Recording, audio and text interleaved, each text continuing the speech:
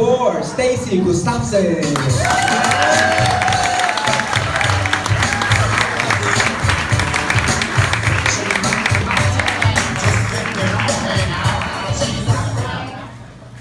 You guys look like you're doing really great tonight, right? Yeah. Right? Me, not so much. Right before I came out here, I threw up just a little bitty bit. Come up to the stage. Would you mind taking us back to the table? So anyway, my name's Stacey Gustafson, and I live in the East Bay. And I recently had a big birthday. I turned 5-0. But I know what you're thinking. She looks like she's 20. And that's how Common Core math works.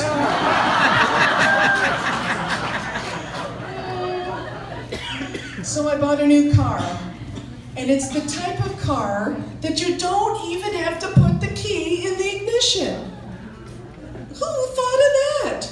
Did some guy one day go, "You mean you have to take the keys out of here and put them all the way over there? Ugh, I'd rather not drive." So we drove my new car to see my family this holiday. How many people went to see family? Raise your hand. That can be pretty painful. So when I got to my mom's house, she rushes me at the door and she says, "You look sick. I've got some meds for that." And she goes rummaging around in the kitchen and she pulls out that one drawer that moms have of 50 bottles of expired medication. And she takes out one jar and she pops a pill in my mouth.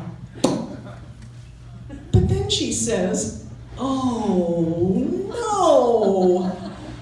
And I said, "What did you give me?"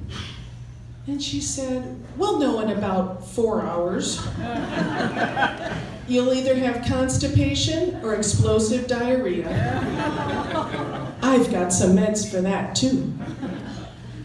So then I am imagining that my husband is a lot like your husband, and he doesn't remember anybody's name.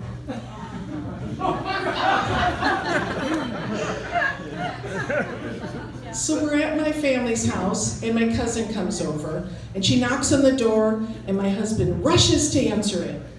And he pulls the door open, and he says, "Hey, you. Come on in. How's the big guy and the little one?" And afterwards I said to him, "You don't remember my cousin's name, do you?" And he said, "Yeah, I do." I said, "Say it." He said, "Cindy, Sally, Susie." I said, "No, her name is Elizabeth." Now how is it you can't remember any of my relatives' names? But the guy that owns the Indian restaurant, you know him. He says, "Well, maybe that's because Cindy, Sally, Susie makes me tandoori chicken."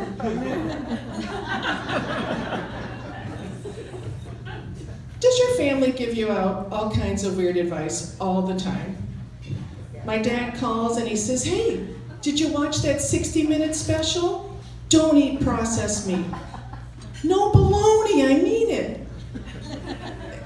And then my mother, she's always sending me newspaper clippings. This time, in really bold font, was this article, and it said, "Hospital amputates man's wrong leg." And on the side, she writes in big marker, "Don't go there." And then recently, she sent me a hammer. A little itty-bitty, teeny-tiny 4-inch hammer. And she calls and she said, "Did you get that hammer?" I said, "Why did you send me that hammer?" She goes, "Well, you never know if you're driving in your car and you wreck and you fall into the ocean, you'll need the hammer to break your way out." And you know you don't have any car keys. And then my parents, you can never get off the phone with them. They always end it with, and one more thing. It never is anything important. It has nothing to do with the story. They always say, one more thing. So I'm talking to my dad on the phone, and I said, Dad, I really gotta get off the phone. I'm making dinner here. And he says, wait, one more thing. I bought a bag of avocados today. And then I'm talking to my mom, and she does the same exact thing. I'm talking to her, she's yammering on, and she says to me, one more thing, I'm going to bingo tomorrow with a friend. Doesn't even matter. And then they say the most nonsense things like, one more thing, did you know McDonald's makes really good coffee? I'm looking for that teeny tiny hammer to hit myself on the head with to get out of this conversation. I don't think I mentioned to you, I have 2 kids. They are 7 and 10. No, wait a minute. No, 12 and 14. Dang it! 18 and 21. They're 18 and 21. And when they were little, we got that gateway pet, the hamster. And for a few months, they played with the hamster, sort of. And then the hamster grew a disgusting little tumor.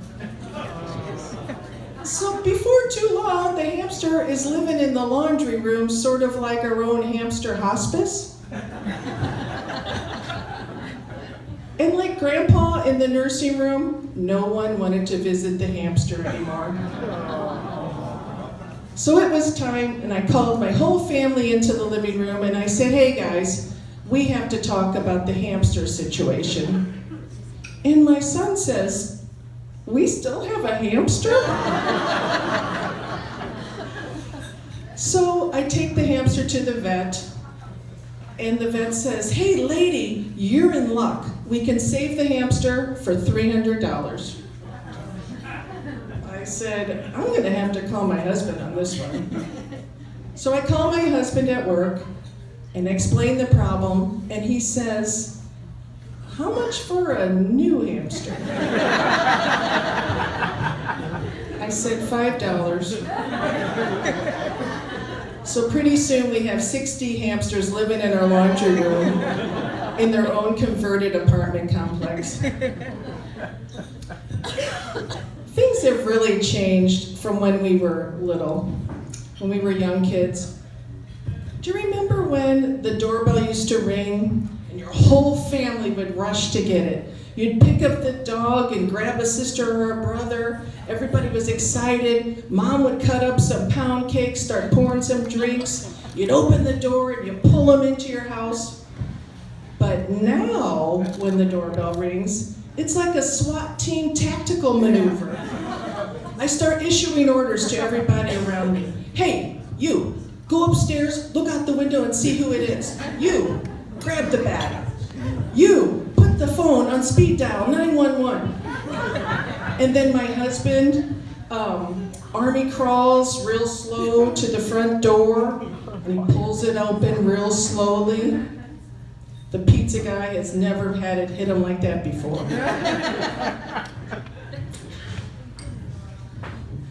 I was raised in the Midwest and I could handle pretty much any type of weather. Tornadoes, no problem. Severe weather, hail, not a big deal. I was not prepared to handle earthquakes. So when I moved to California, we realized we had that crazy guy on the street. He's ready for any disaster and he wants to talk to you about it. So this guy comes up to us, we're on the street, and he says, hey, what is your earthquake plan?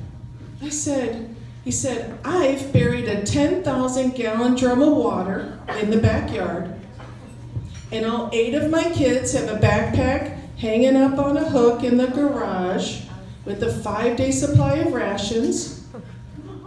So what's your plan?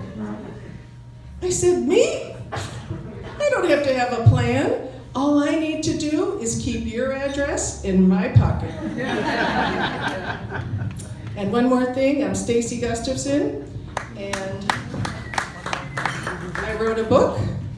I'm going to sell them afterwards. It's called Are You Kidding Me? I have a blog. Look up staceygustafson.com. And I'd like to give this book to the fellow who grabbed my vomit.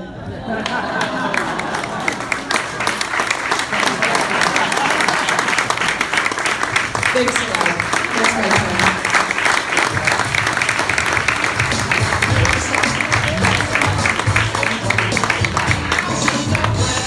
Alright, y'all, keep it going for Stacey Gustafson. She's like just letting it all hang out. She's a brick house. I like Lady Stack, that's a fact. Ain't holding nothing back. Oh, she's a brick house. Well, look together, everybody knows this is how the story goes.